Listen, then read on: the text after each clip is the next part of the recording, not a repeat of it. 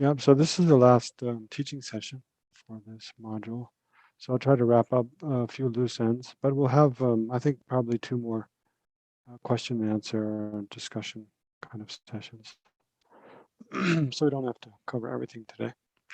So I thought to start with kind of a continuation of the meditation we did at the end of last session, because I was talking about analytical meditation, different kinds of analytical meditation during last session, and one of them being instead of, typically when we think of analytical meditation, it's thinking about different questions, analyzing a question, which we'll try to do later this session. But another type of analytical meditation is where we're trying to generate a particular kind of attitude, like loving kindness or compassion. So last session at the end, we meditated, or in the middle, maybe somewhere, we meditated on loving kindness from within the four immeasurable thoughts. So in the, I think it was the reading for last session, that short article by Lama Zopa Rinpoche on simple meditations. Right at the beginning, there's a description of a very simple visualization, and then combining that with a meditation on compassion. Then later in the article, he discusses meditating on the four immeasurables. So I thought we could just practice that a little bit today at the beginning of the session. And then after we do that, then I think we'll do a little bit more kind of intellectual, analytical meditation, thinking about a couple questions. And then I wanted to say a bit more about the laxity and excitement, and especially distinguishing subtle laxity and subtle and gross laxity and subtle and gross excitement. And then a little bit more about the antidotes to those, especially using mindfulness and introspection, which I introduced last session. And then hopefully we'll have time just to briefly go through the main content of the article, the required reading for this session, which was that short article by Rene Fusi, Venerable Rene Fusi, and as well as Dalai Lama, on basically the 9 stages of mental abiding, they call it in that article. But they're kind of, steps of development of one's concentration, especially as you try to do placement meditation that lead towards calm abiding. So it's good to know about those. Okay, so get comfortable in your meditation posture first, and I'll share my screen, show you the four immeasurable thoughts.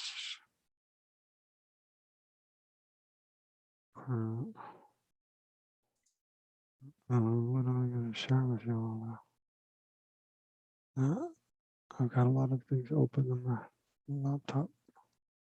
Okay, here we are. Four immeasurable thoughts. Let's see, how shall we do this? Well, we'll start and just get comfortable in your meditation posture.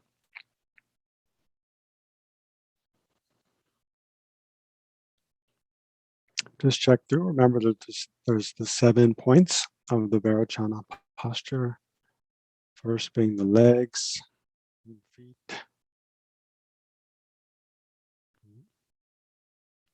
So just check through the 7 points. First the legs and feet, then then and spine, erect and balanced.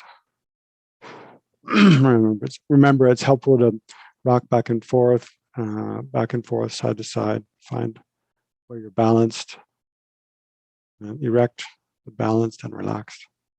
And then the shoulders broad and open, right? Make sure you're not crouching or shoulders aren't kind of caving in. For broad and open level.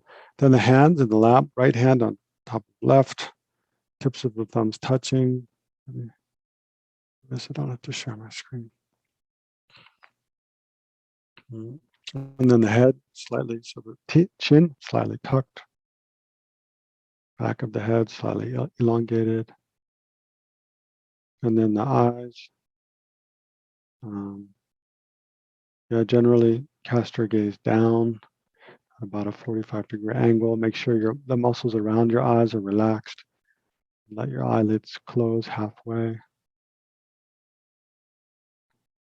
Although in a situation like this, I find if there's a screen, because there's a screen in front of us, and there can be movement on the screen, which can be distracting, so you might want to close your eyes. As long as you're not falling asleep. And then the lips and teeth in a natural position.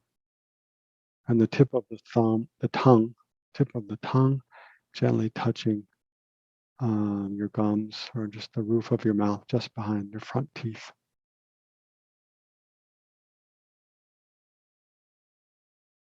And then as you do that, as you check those points of the posture, take a few deep breaths, relax, and then briefly scan through your body from the crown of your head down to the soles of the feet, releasing any tension and stress.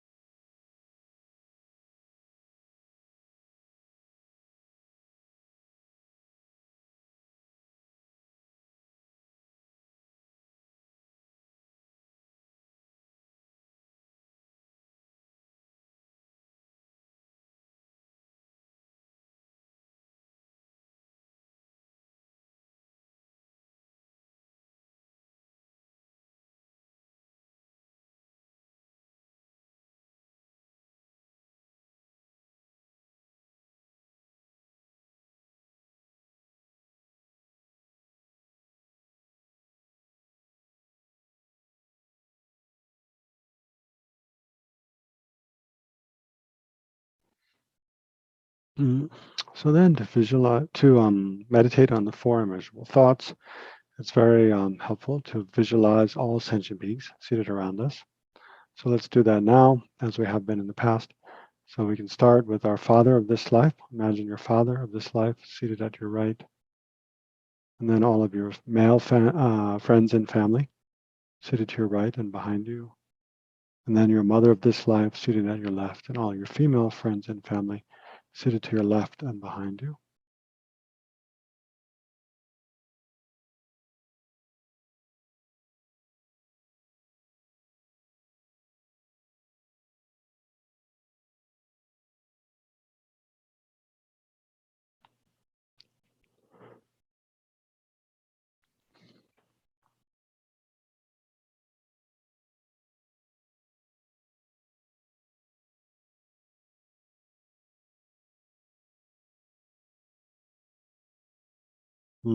And then bring to mind or visualize those whom you're most prone to become angry with or not care about, basically, seated directly in front of you, facing towards you. So this is a group of antagonists, you might call. So visualize them in front of you, facing towards you.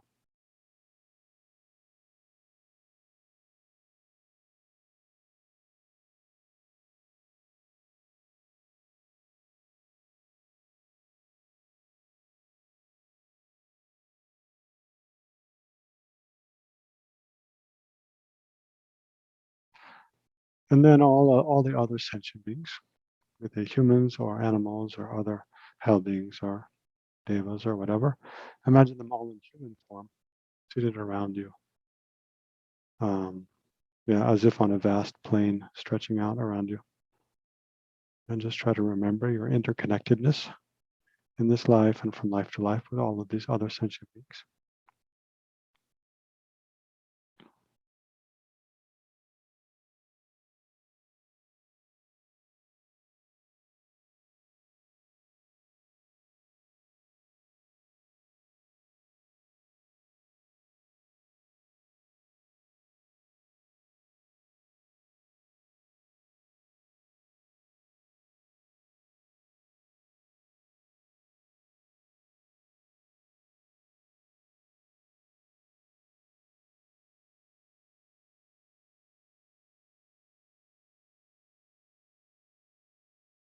Okay, so now we'll add a visualization. Why do I visualize Shakyamuni Buddha? So, yeah, there's a lot to be said about visualization, but I won't say much now. But the main thing is to kind of not have unrealistic expectation about what we can visualize. So try to, we'll try to, I'll describe, how to visualize Shakyamuni Buddha briefly. But whatever you can visualize, even if it's just a ball of light, or even if you just think, Shakyamuni Buddha is there in front of me, or if you're not comfortable visualizing Shakyamuni Buddha, you can just think of whatever is inspiring to you, or a force of good, or whatever, and you can give it some visual representation. But if you're comfortable visualizing Shakyamuni Buddha, or a ball of light, then think that. So visualize at the height of your forehead, in the space in front of you, about 1 or 2 meters distant, is Shakyamuni Buddha, who's one essence with your own gurus or teachers. Or you can think one essence with the highest good, kind of the elimination of all faults and the perfection of all positive qualities. So if you want to keep it simple, you can just think, appears as a ball of golden light, and visualize that.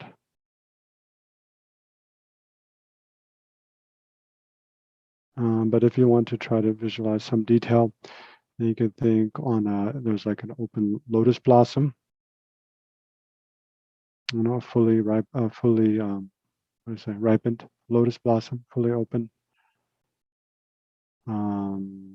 with the petals and stamens and so forth. Then upon that is a disc of white light, and a disc of golden light. And then upon that sits Shakyamuni Buddha in whatever form you're familiar with. So he's usually sitting in the full lotus posture, wearing the robes of a fully ordained monk, with his hand on his right, his hand palm down on his right knee, and the middle finger, the tip of his middle finger, touching the cushion of light upon which he sits. And then the left hand on his lap, the palm face up, holding a golden begging bowl. And that begging bowl is filled with blissful nectar. And then his right shoulder, his right arm and shoulder are bare. His left arm and shoulder are covered with his robe. His skin is all golden, like a golden hue, and from every pore of his skin, light rays radiate out. Wavy golden light rays radiate out throughout space. And then his face is radiant like the full moon. His lips are red, and his mouth is in a smile. He's looking affectionately upon you and all sentient beings with a gentle smile. His eyes are half closed and half open.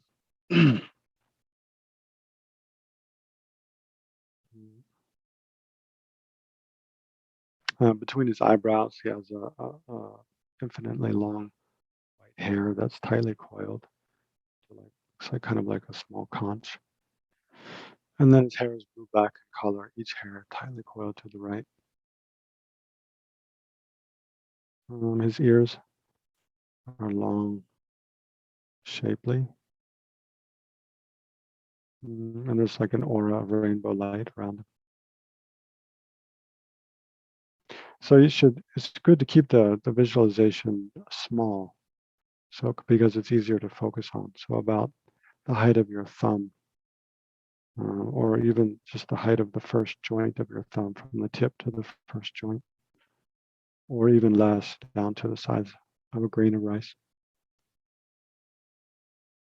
So try to visualize Shakyamuni Buddha like that, space in front of you at the height of your forehead.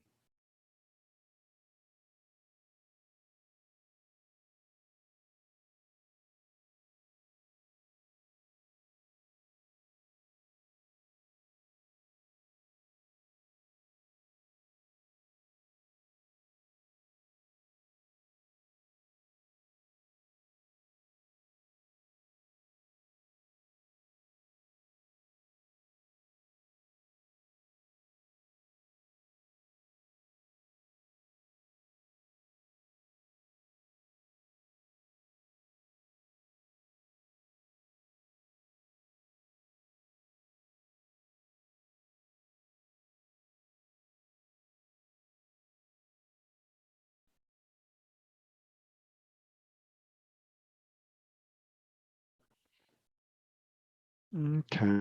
So now, whatever visual image you've been able to generate, just be content with that. There's no need to try and elaborate it further.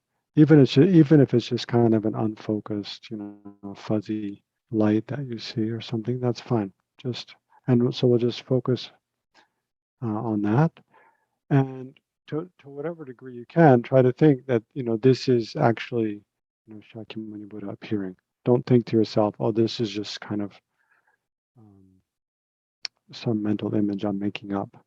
But try to feel that, I mean, especially if you have faith, Shakyamuni Buddha, that Buddha is actually appearing in the space in front of you in this aspect.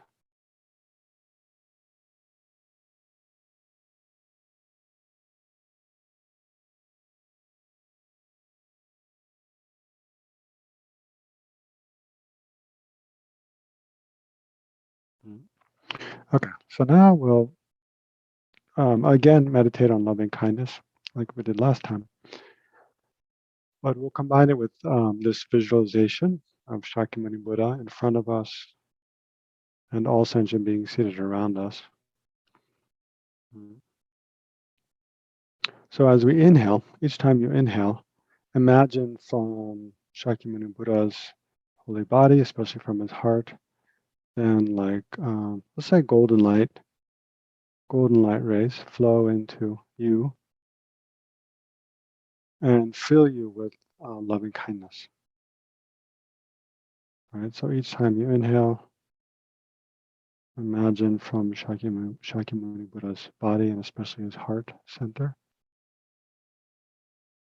Then golden light rays flow into you and fill your mind with kind of universal loving kindness, right? Affection, wishing for every sentient being to have happiness. And you can focus on just individual sentient beings, if you like. Doesn't have to be, all sentient beings right at the beginning. You can just focus on, again, yourself or a family member, a friend, and then try to expand the attitude to more and more people. Mhm. But the main thing here is to try to combine this visualizing Shakyamuni Buddha and all sentient beings around us.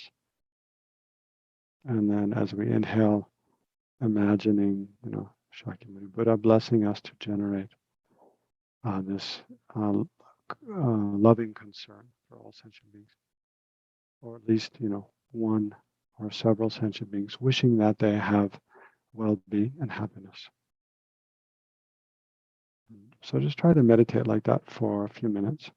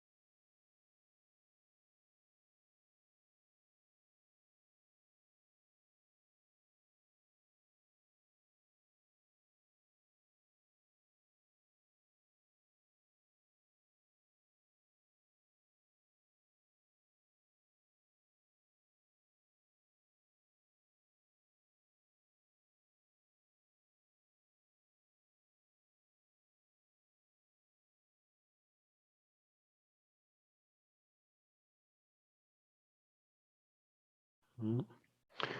And then, as Lama Zopa Rinpoche describes in that article, we'll also do a little purification visualization. So just continue with the same visualization we're doing, but now change the golden light to white light. So as you inhale, imagine white light comes from Shakyamuni Buddha's heart into your heart, fills your entire body and mind, and especially purifies any obstacles to generating or hindrances to generating loving kindness for a specific person or for all other sentient beings in general. And so as you exhale, so as you inhale, imagine this white light comes in, completely pervades your body. And as you exhale, imagine any obstacles or hindrances um, to generating perfect loving kindness flow out of your body, and go, far away beyond the universe and just disappear. Right? So try to do that kind of purification of obstacles, hindrances to perfecting loving kindness.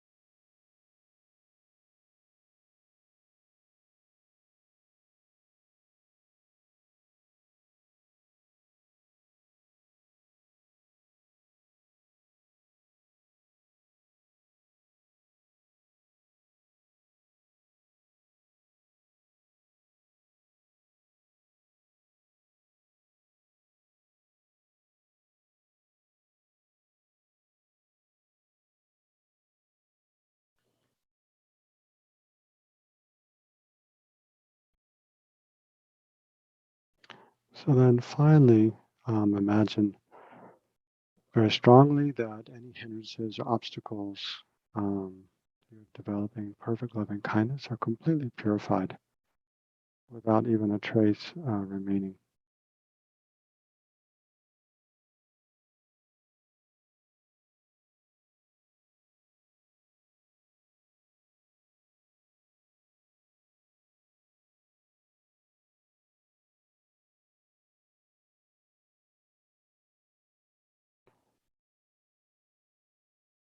So then imagine your mind of loving kindness becomes exactly the same as that of Shakyamuni Buddha, extending to all sentient beings without judgment, without bias, without favoritism,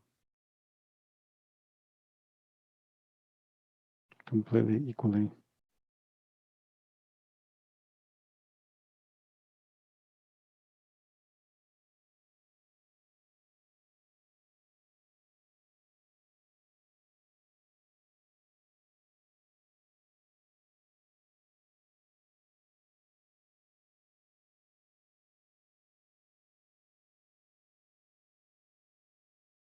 Mhm. Okay, so we'll pause there. Yeah, so we won't actually read the Four Immeasurable Thoughts. I think we don't really have time. We'll do other things. But yeah, that's a very simple kind of example of a sort of visualization combined. In Tibetan Buddhism, there's a lot of different visualizations, so they become very elaborate and with a lot of different steps to build up, certain states of mind.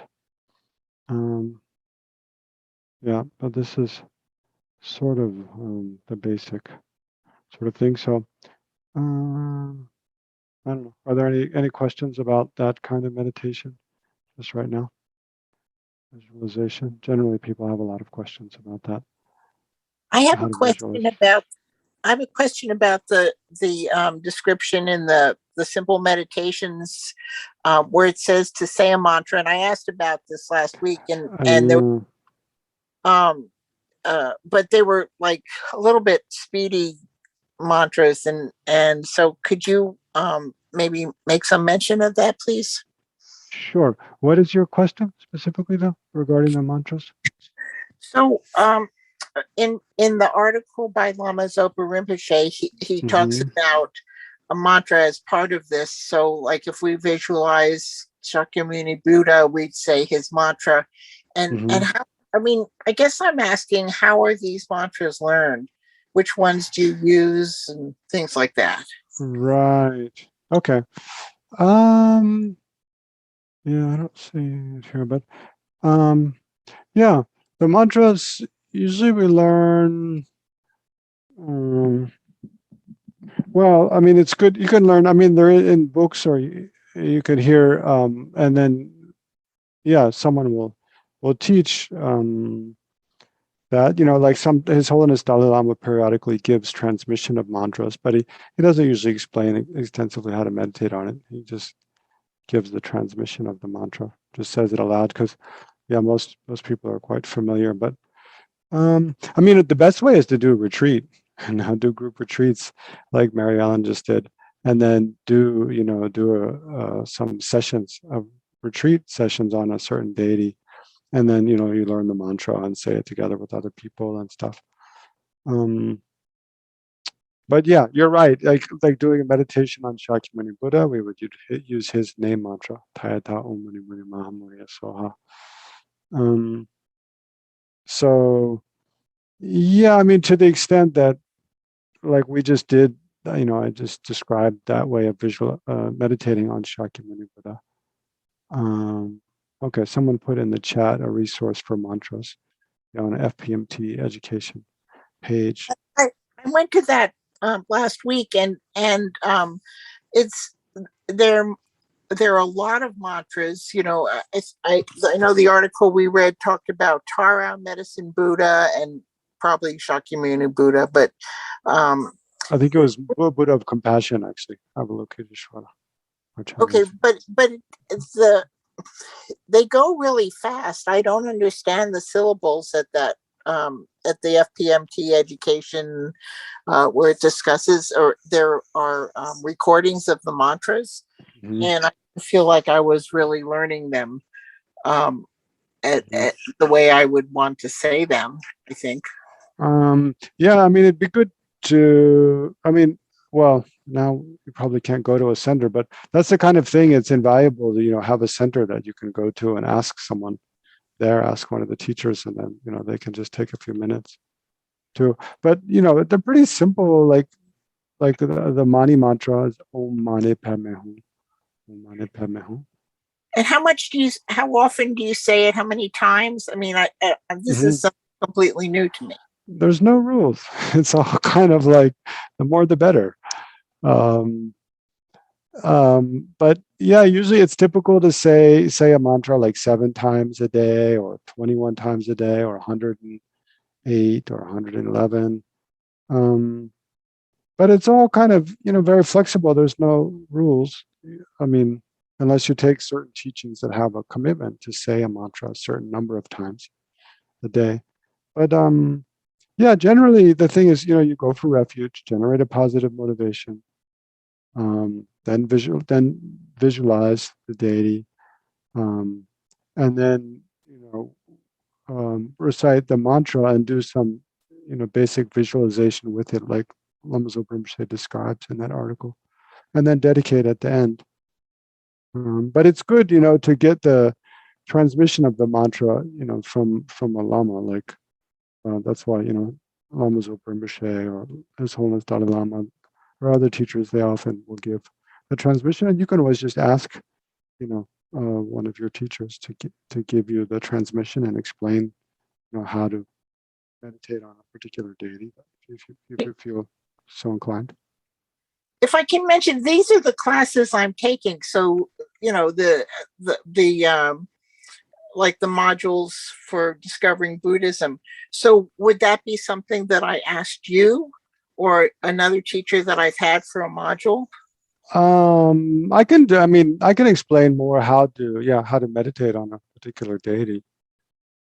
Maybe not this session, there's no time, but there is a Tantra module at the end. It's one of the last modules. So that's the kind of stuff we'll be spending time on during that module.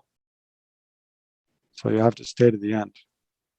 Okay, well, I've taken that module, but I learned about Tantra, but I'm just curious because this is the new territory for me. It feels very foreign, and I have a lot of question marks before I do something that I don't understand. So that maybe in the future that'll come up. No, yeah, it's good you ask, and it's true. I mean, Tantra, the whole Tantra and all the visualizing deities and say mantras, it is something very different than most other aspects of Buddhism and of kind of religious practice in general. So yeah, naturally a lot of questions come up. That's fine. Just kind of don't be in a rush, but try to keep asking and keep trying to find places to learn. But the best way to learn about tantric practices is to do them as part of group practices. So like I would recommend maybe every week for another center, Root Institute in Bodh Gaya, Venerable Namjong and we alternate leading this Tara practice, where we spend an hour visualizing and meditating on Tara and saying the mantra together. So you can join that; it's totally free, and get more of a sense of how to do this kind of practice in relation to Tara. And then every week, the FPMT IMI, the Sangha, all the ordained Sangha of FPMT, every Saturday, they're doing this 24-hour prayer-a-thon, where the main meditation is on Chenrezig, the Buddha of compassion, combined with a certain prayer by a Tibetan saint. But they spend a lot of time, describing, and it's every half hour, every hour, it's a different monk or nun leading the same practice, right? So you can get your fill there of different ways to meditate on the Buddha of compassion and recite that mantra. So but it's that kind of opportunity you take. If Ocean of Compassion Center had live sessions, then they'd be having monthly pujas, and you can go attend the pujas, and then as part of that will be some visualization and some mantra practice, and occasionally during the year there'll be some retreats on a certain deity. So it's like by joining those kind of practices, then you learn how to do it, how to say the mantra, and so forth. Thank you so much. Very complete. Sure. Okay. We should go on to the next thing I want to do. So we'll just do a short meditation on like a more typical analytical meditation, right? So the first module you guys did was on the mind.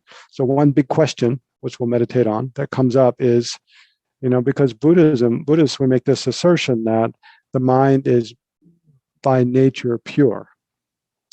Right. And one meaning of that is that there's no afflictive emotions that are in the nature of our mind, right? But rather remember, an afflictive emotion is a thought or emotion such that when it arises in our mind, it disturbs the peace of the mind, right? So Buddhist, we assert that it's possible to generate a sort of perfect, undisturbable peace of mind, right? Nirvana. A state of mind where we're not disturbed at all by afflictive emotions anymore. So that it's possible to completely purify all the afflictions, and the mind's nature is to just abide in this peace, state of peace, undisturbed state. So we want to ask, well, is that really true or not? Right? The reasoning given by Buddhists is that, well, because the nature of mind, the conventional nature, do you remember the definition? That which is clear and knowing, right, is the definition of the mind. It's merely that which is clear and knowing. just like, the nature of water is, H2O, or that which is, liquid, it looks like clear liquid. There can be contaminants in the water, like mud or, dye or whatever. But those contaminants can always be filtered out, right? And you can be left with pure water, because none of those contaminants, the mud or sediment or whatever, they're not of the nature of the water. If they were of the nature of the water, then you couldn't filter them out. They would always, just like the liquidness, the wetness or liquidity of water, it's of the nature of water. You can't separate it out.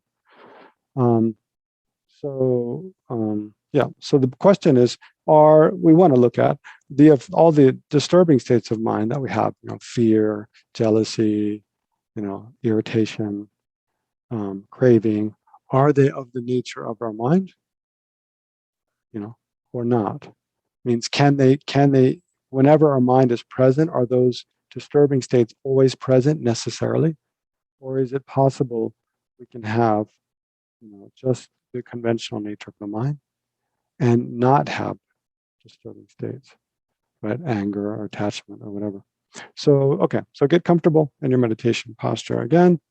So I'm just trying to, and you can think about other related questions, right? So that's the nice thing about analytical meditation. It's not so narrow. You can think about other, see wherever your thoughts take you, as long as they're related to that question, then you can think about that. So if you remember other things from last module that are related, you're welcome to think about those. So, okay. So first, just get comfortable and try to focus your attention within again. Maybe come back to the breath.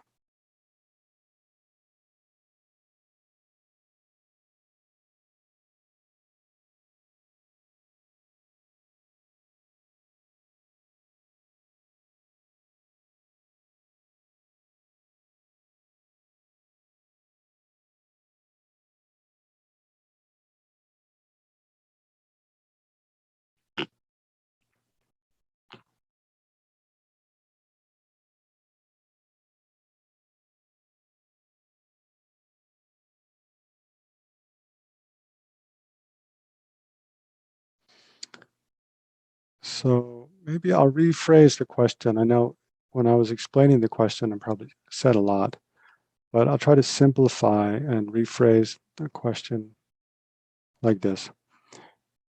Let's try to analyze whether is there any afflictive emotion or disturbed state of mind that is of the nature of our mind, such that it's always present, right?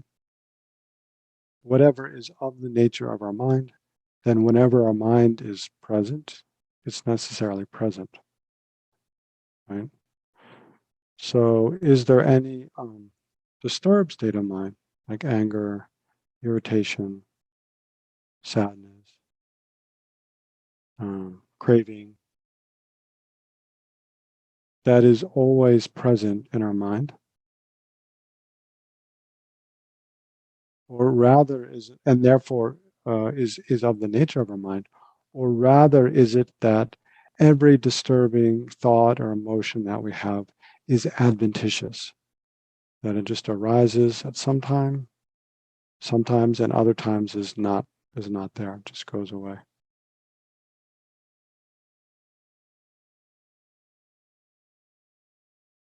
So just think about those questions for a few minutes, with the wish to see, is the nature of our mind pure or not?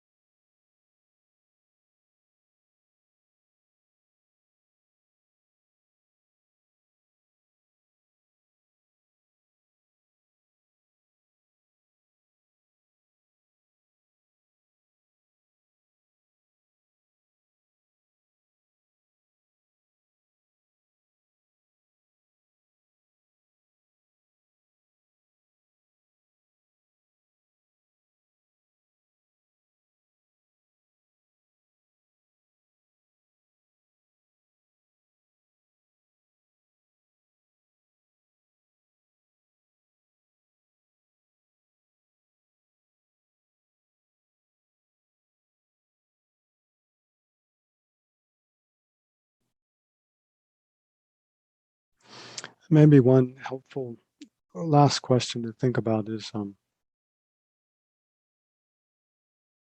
the basic stuff of one's own mind, is it one nature with any of our disturbing, emotions or disturbing thoughts? Just kind of thinking about it kind of in a flipped way. So just the basic essence of one's own mind. Is it one nature with any of the disturbing thoughts and emotions that arise from time to time?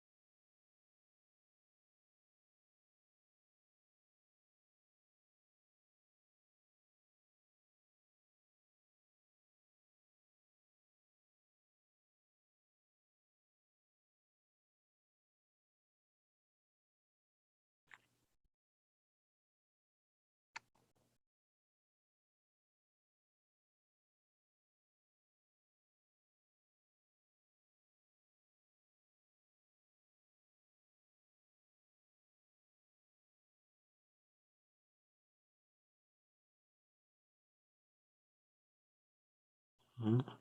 So we'll stop here, but before we do, try to consolidate in your mind any conclusions you've come to or any insight you think you've gained in the last few minutes of meditating on those questions.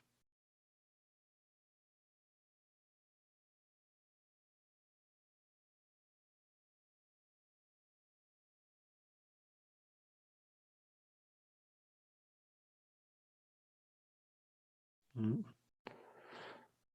Okay. So again, that's just a very short, example of a kind of more typical analytical meditation where you're thinking about questions. But you can just kind of see, it's good to spend longer time doing any of these, meditations we're doing, and spend more time on each step. But especially you can see there's a set of questions that are interesting to you, then yeah, it's a little easier to keep your attention on the set of questions. And you can take any question really. It doesn't have to be, a question that you see asked in like a Buddhist text or something. It can be a question about, how do I stop getting so irritated at, this neighbor that, I never like seeing, or, how do I kind of try to be less stressed when I'm driving or something? Who knows? And any question, all the way up to, what's going to happen to me when I die? Or one of the most important questions, like, what am I as a person? Who am I? What am I as a person? So there's all, whatever kind of question that comes to you, you can address in kind of analytical meditation in that way. Yeah, maybe since we don't have that much time left, if there's any questions, I'll try to come back to at the end. But I want to talk a little bit more about, laxity and excitement. So, yeah, generally I spoke about, remember, so this is mostly discussed in text in the context of generating, doing placement meditation, generating calm abiding, working towards generating calm abiding. But it's, laxity and excitement, they're obstacles, right, to meditating. So whenever we're meditating, we need to be on the lookout for both. So again, laxity is where, where the mind is sinking down too much, right? So generally, if we're tired, and we're unhappy, we feel totally unmotivated, unenthusiastic, then we'll find when we, sit and try to focus on our breath or do some analytical meditation, our mind will kind of tend to feel withdrawn inside, and feel kind of dark, and heavy. Physically, we might feel heavy, but the focus of the mind will be not vivid, not lucid, not crisp, and not energetic, but rather kind of, sinking down, like sort of feeling too, like we're holding the object too loose, right? Sort of feel lazy and not fully engaged in the way we're meditating. So there's very subtle kinds of laxity and very gross. So when laxity becomes very gross, it's a little more easy to recognize.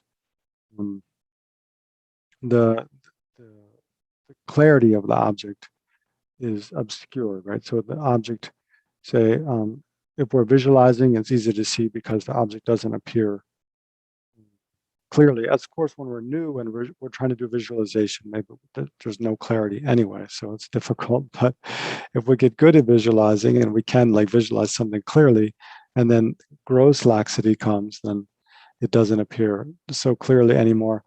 And also the mind tends to, just not hold on to the object, so that we start kind of drifting off.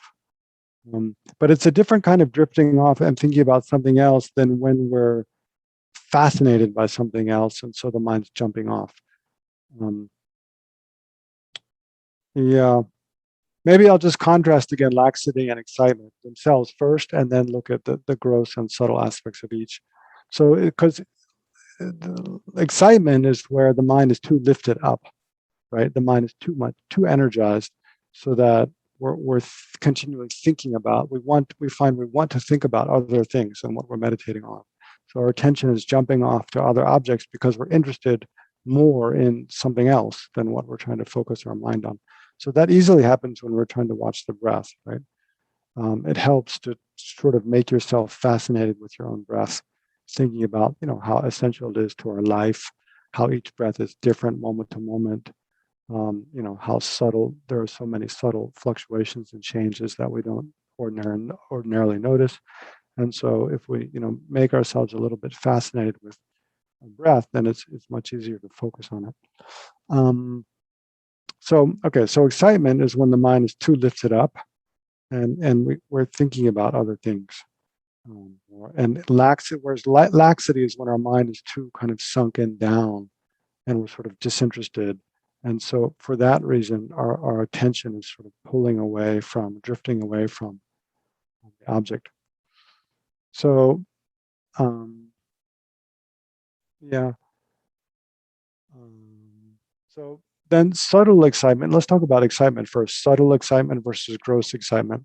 So gross excitement is very easy to identify. It's when we're interested in something else than the object of meditation, or our attention is drawn to something else, such that we lose the object of meditation. Right? So imagine just a simple example: we're meditating on the breath, we're trying to focus our attention on our breath, and here remember the two tools I mentioned last time: mindfulness and introspection.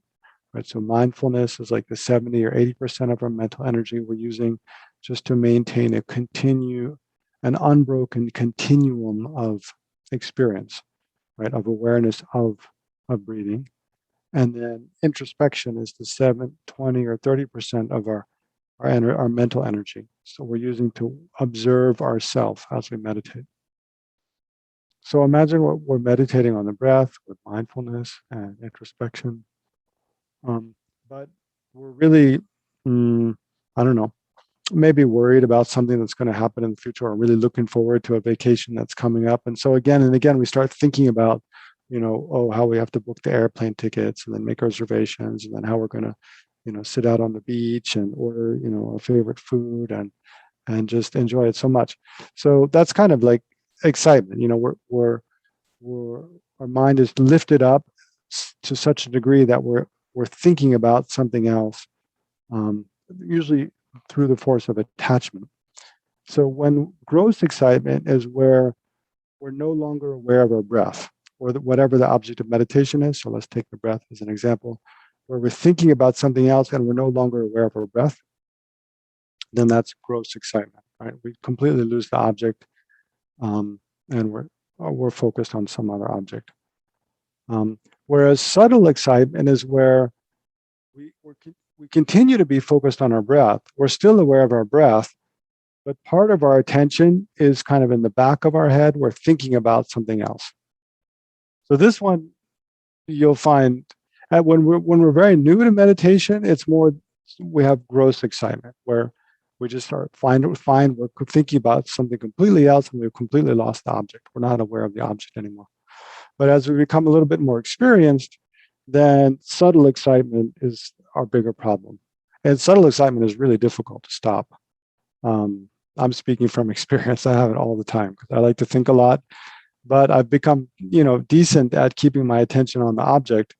So I find, especially doing my daily prayers that daily prayer commitments and stuff that I do every day, you can do them and you read the words, recite the words, have a little bit of the visual image, think a little bit about what you're supposed to be thinking about, but at the same time, part of your mind is thinking about something completely different. Like it's the best planning period in the day is like when you're trying to meditate sometimes. So and it's really difficult to stop. You really have to focus, put a lot of energy into focusing and letting go of all that other mental chatter to stop it. But that's the difference between, so just gross excitement is where you think about something else to such a degree that you've lost the object. Whereas subtle excitement, you still have some focus and awareness of the object of meditation, but a lot of your mental energy is going into thinking about other things, sort of under the surface. It's kind of like if you've ever seen a frozen stream where the ice is still on the surface, but there's also water flowing underneath. You can see the water flowing underneath. It's kind of like the ice is sort of like you're still focused on the object, but the water flowing underneath is like all the mental chatter that's still going on sort of in the back of your mind and is thereby just distracting a part of your attention away. So your mind, the full energy of your mind isn't really on the object. For most of us, I think we've really probably never experienced or rarely experienced having the full sort of energy of our mind focused on a single object. It's something very powerful. I think that's why people like to do extreme sports, partly, or like climbing or other things, because they say athletes say that when your attention is completely focused in the moment on this single sort of objective, it brings a lot of peace and a lot of enjoyment, sort of pleasure and sort of bliss like that. So but that's what we're kind of aiming for by doing meditation, is to increase our ability to voluntarily focus our attention on something. And thereby, I mean, the pleasure and enjoyment we get is sort of a byproduct. But what we really want to get is a deep, deep understanding, on the wisdom side, and also a deep positive emotional affect on the method side, by focusing our attention that way. Okay, so that's gross excitement and subtle excitement. So now the more difficult, gross laxity and subtle laxity. Well, if we look at, gross laxity, very gross laxity leads into like lethargy, right? Lethargy is not laxity. Lethargy is more like a description of what's happening with our body. We feel lethargic. But the mental aspect is kind of like gross laxity, where there's sort of the mind is unfocused. It's the mind. Well, a telltale sign is the mind. The mind starts to become unfocused. But there's a sort of sense of sinking and withdrawal away from the object. So that's like gross laxity.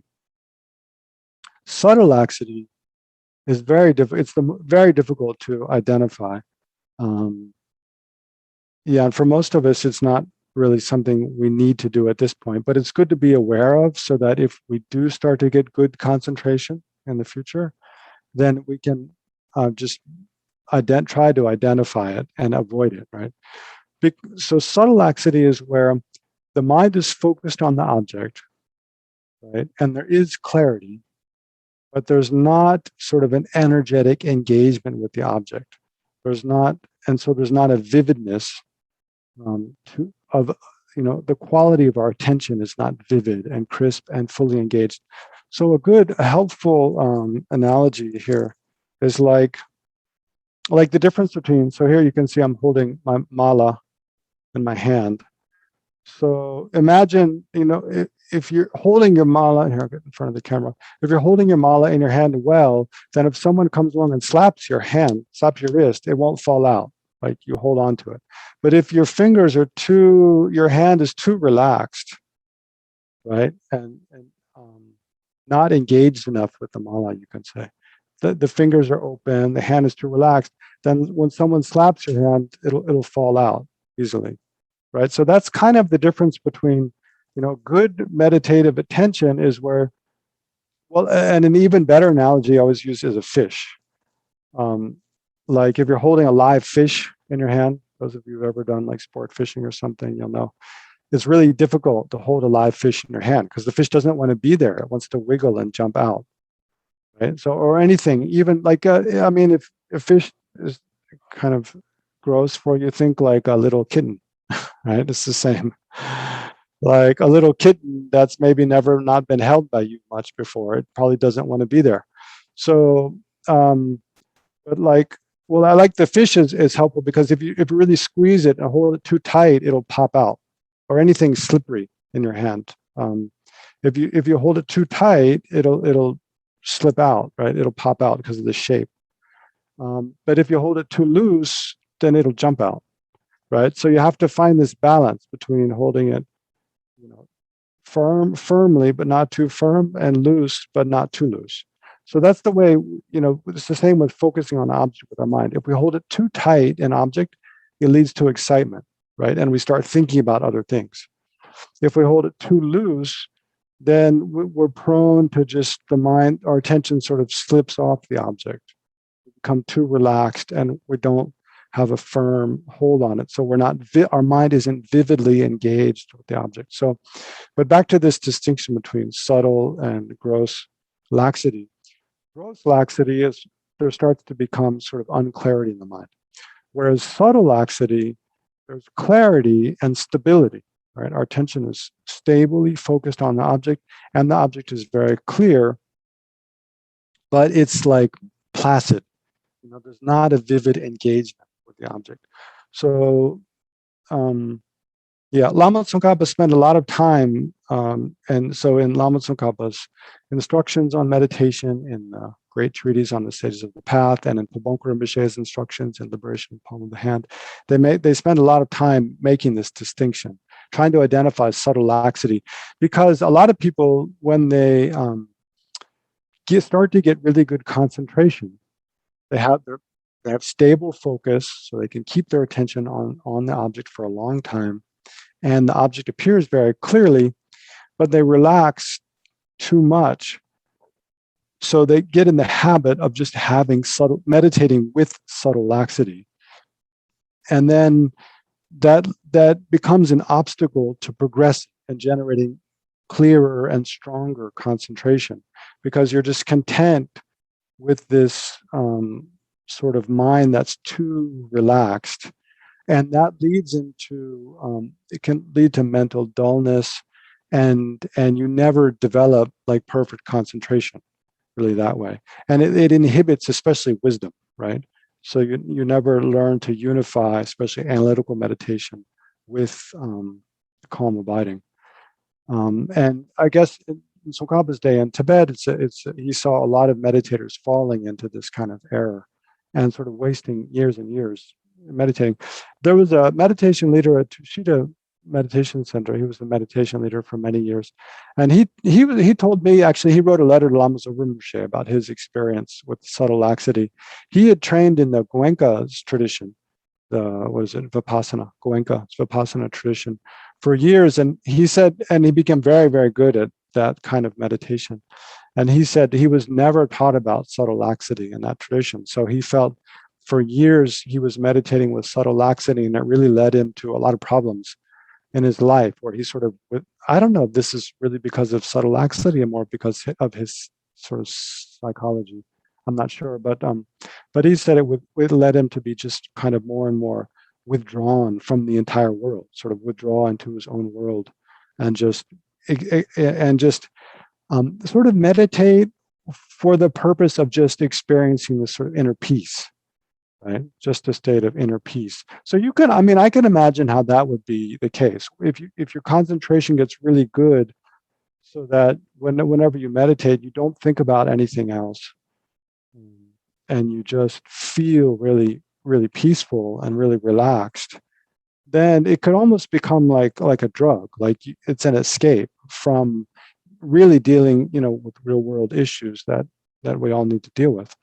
And so subtle laxity, could be a part of that, where the mind is very focused, very clear, very peaceful, but not really actively engaged with the object in a way that your concentration and your wisdom is growing.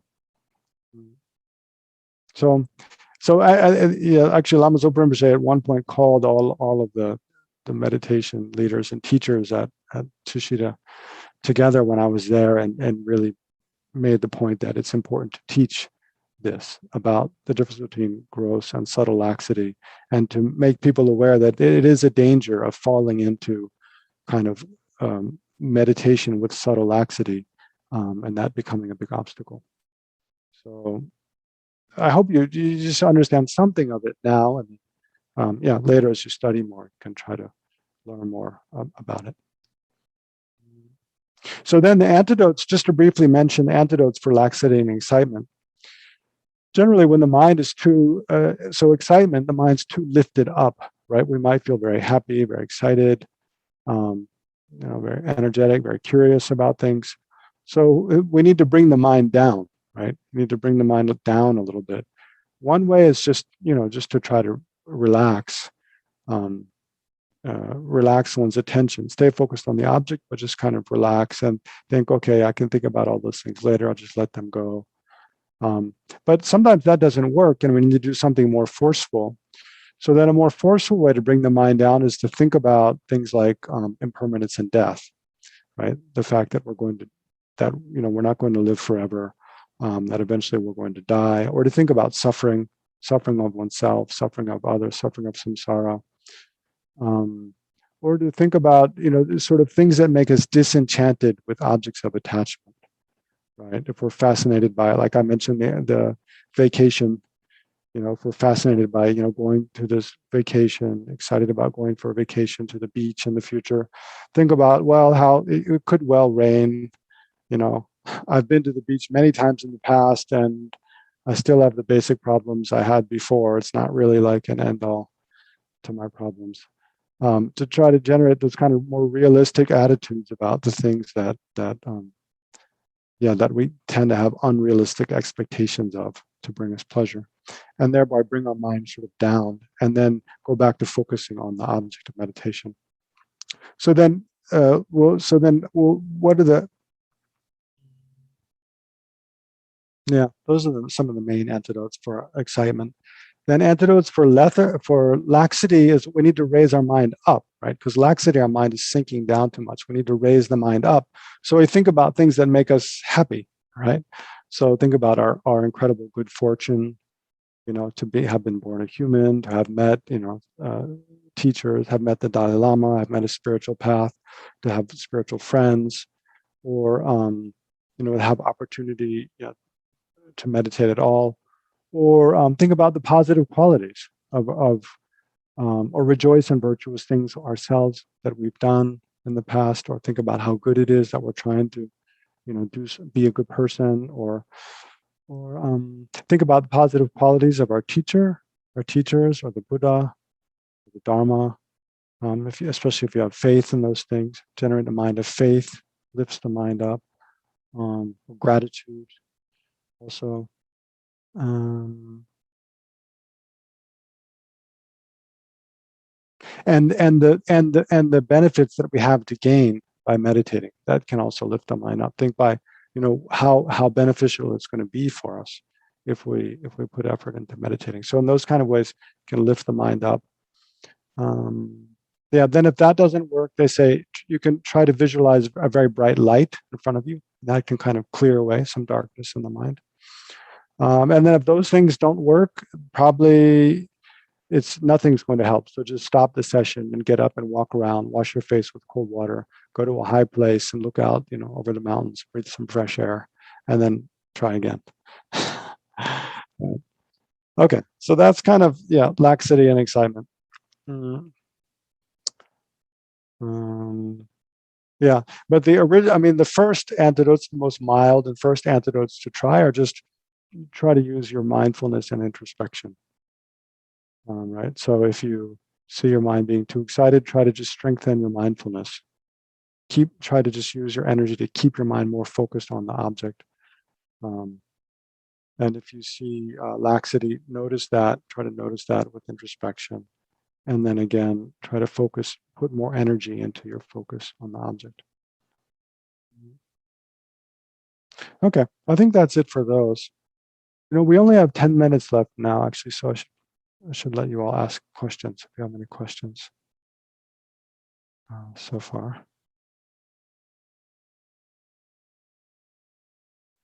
Any questions about anything? We've done a little bit of visualization, meditation on loving kindness, and then meditation on a question about the clear knowing nature of the mind. Some questions about that, and then a little bit about laxity and excitement and mindfulness and introspection. Okay, Mary? So the antidotes are the antidote for laxity and the antidote to excitement is the same for both, gross excitement and subtle excitement, and gross laxity and subtle laxity. It's the same antidotes. That's a good question. Well, the antidotes I spoke about, they're more for gross excitement and gross laxity. Well, gross and subtle excitement may be the same. Generally, they're the same, but when you get to the level of especially subtle laxity, because it's something that's so subtle, there the antidote is you probably don't need those antidotes like thinking about things that lift your mind up. It more has to do, this antidote to subtle laxity is more just like holding the object more tightly with the mind, right? The antidotes to subtle excitement are probably similar to gross excitement. But then there's degrees, within subtle excitement. It's not like it's just one flavor. Like there's degrees within that, So when you get to very subtle excitement, probably the antidote is something, more like just relaxing, your grasp on the object. Not those other things. Chandra Groman has a famous quote where he says, I find very helpful, that like learning to have the perfect, quality of attention on the object is like tuning a stringed instrument, where you have to make it tighter, tighter, tighter until it goes out of tune, and then loosen it until it goes out of tune, and then tighten it again, and kind of go back and forth until you find the perfect kind of pitch.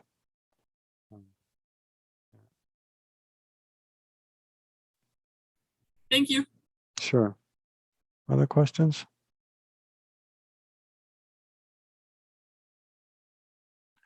Let's see. Beverly, Jan, Art. And you guys don't usually ask questions. Remember, any question is okay. But you don't have to ask a question either. I have another question, if I may. Please.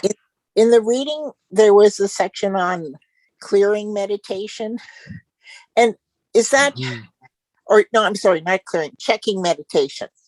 And is that something that you do, or is it a type of meditation? I read that section a whole bunch of times, and I really wasn't clear what they were talking about.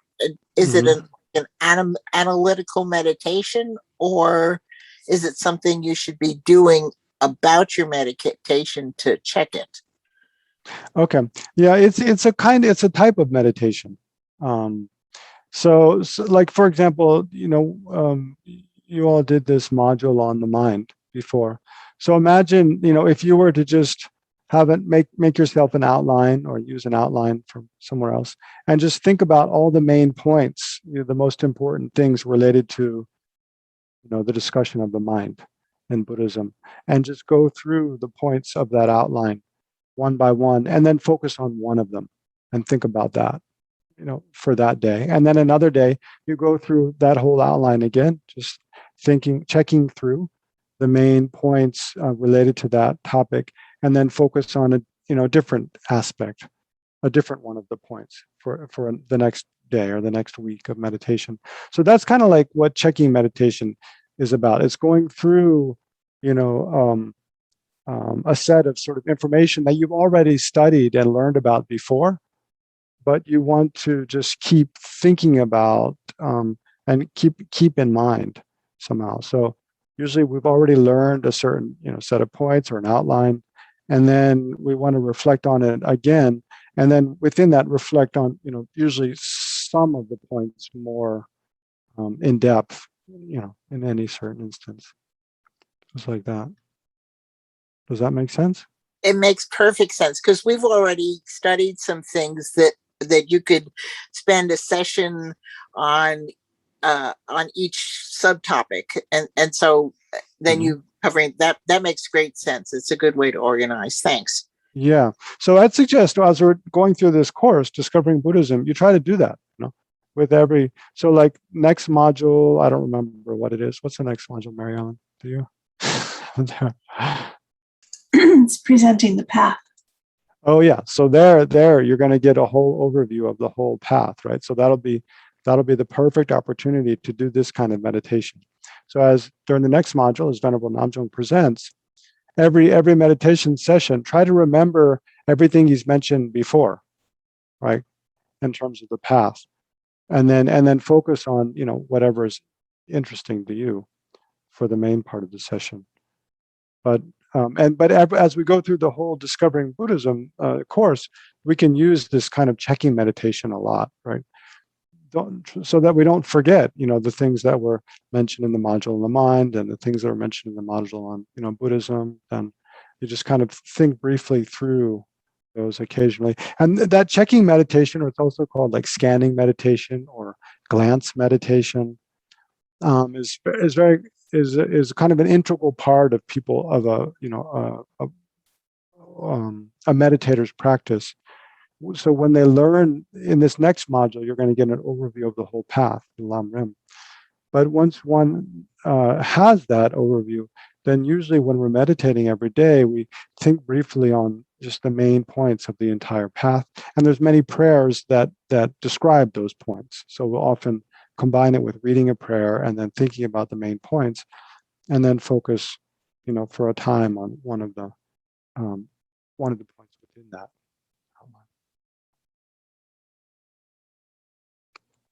Okay. Other questions?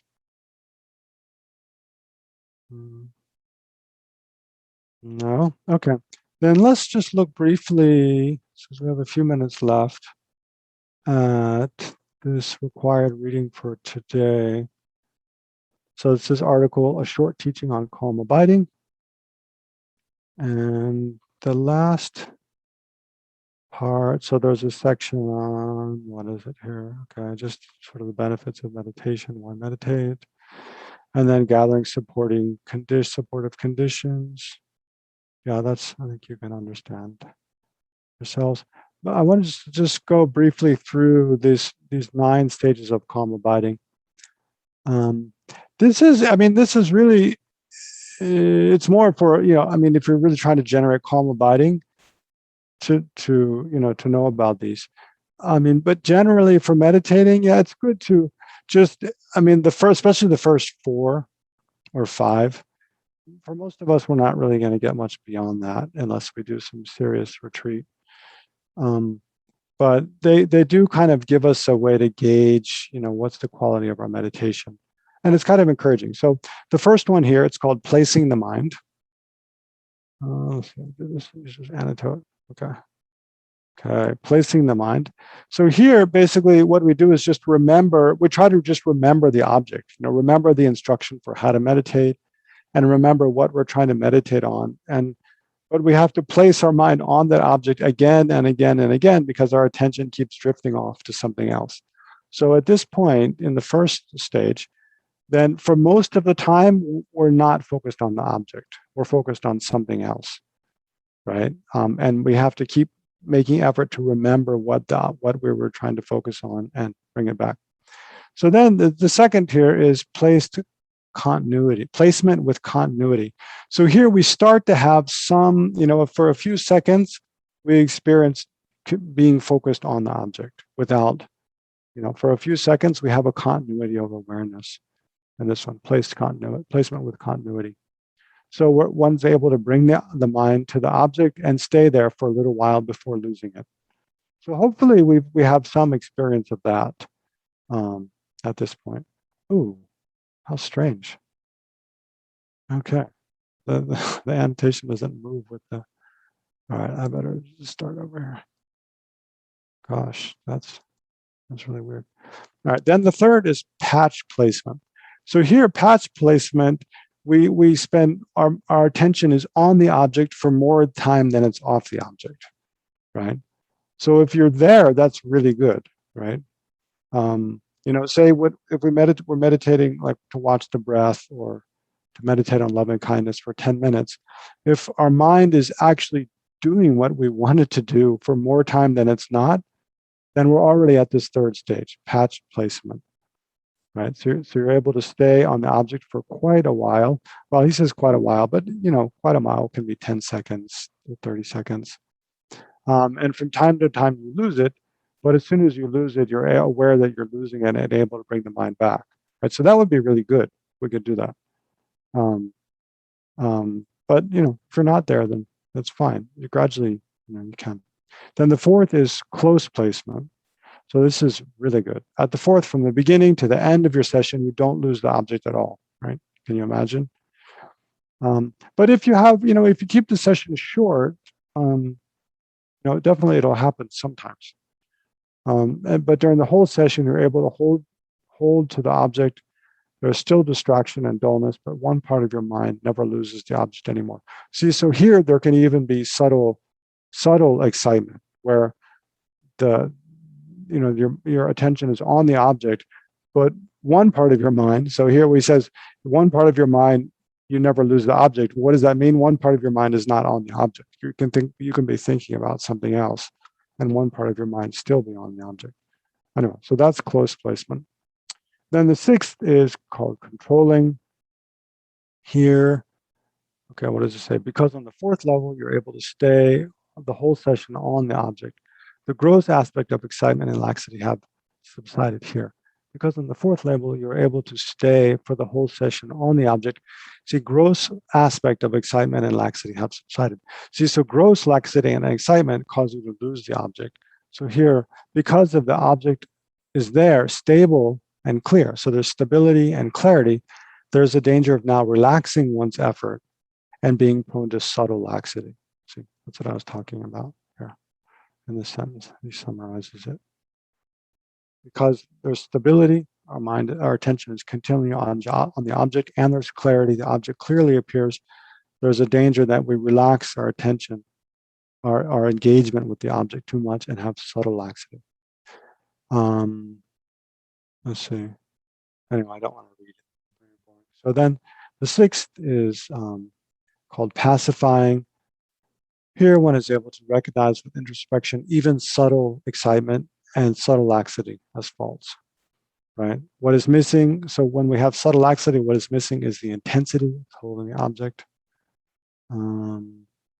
So it's better to err towards subtle excitement, subtle laxity.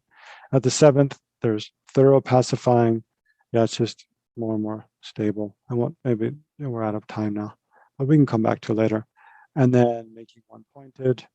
And then the ninth is placement with equanimity. So here is when, with effortlessly, you sit down, think, okay, I'm going to meditate on loving kindness for 4 hours, and then you're so habituated to doing that, you just totally focus your mind on the chosen object of meditation, and it remains there for basically as long as you like, right? And then there's a big description here. I mean, this is very brief actually, but what in addition, so then by doing that again and again and again, then gradually we generate mental and physical bliss and pliancy, which are the hallmarks of achieving actual calm abiding. Anyway, if you're interested in that, then there's more detailed descriptions in other books on how to generate calm abiding. We can talk about a little bit more in the next 2 sessions. So the plan now is so that's the main sort of teaching. That's the conclusion of the 4 teaching sessions for this module. So I've covered most of the points we need to cover, I think. And so the next 2 sessions, I think we can do some discussion group, question and answer. And then we'll, see about what kind of exam to have for this module.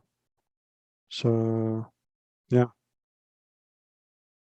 We can conclude there, I guess. Just dedicate briefly. So think of the merit we've created in this session and all the sessions from the beginning. Each time generating positive motivation, and then the practice we've done in between oneself, the other members of the group, and rejoice.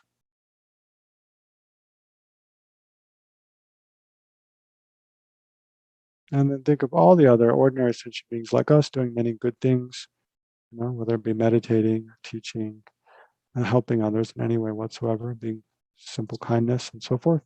And rejoice in all the merit other sentient beings create.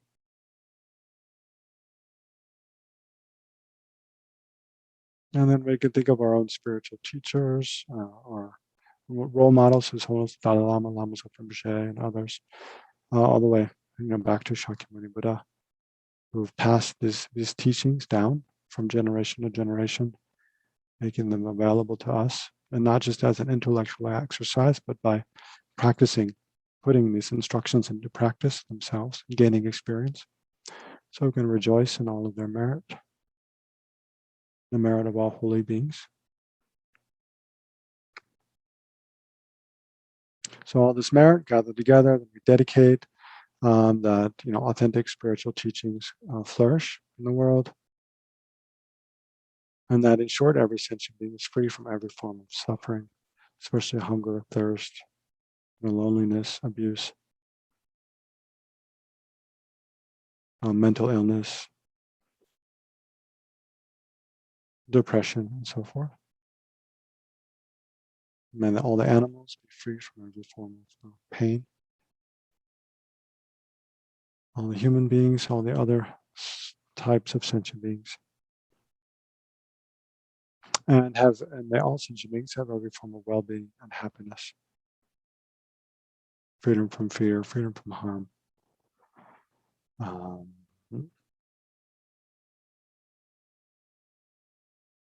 And then bring to mind any other prayers you'd like to make, personal prayers for yourself, for friends and family, and so forth, for the world.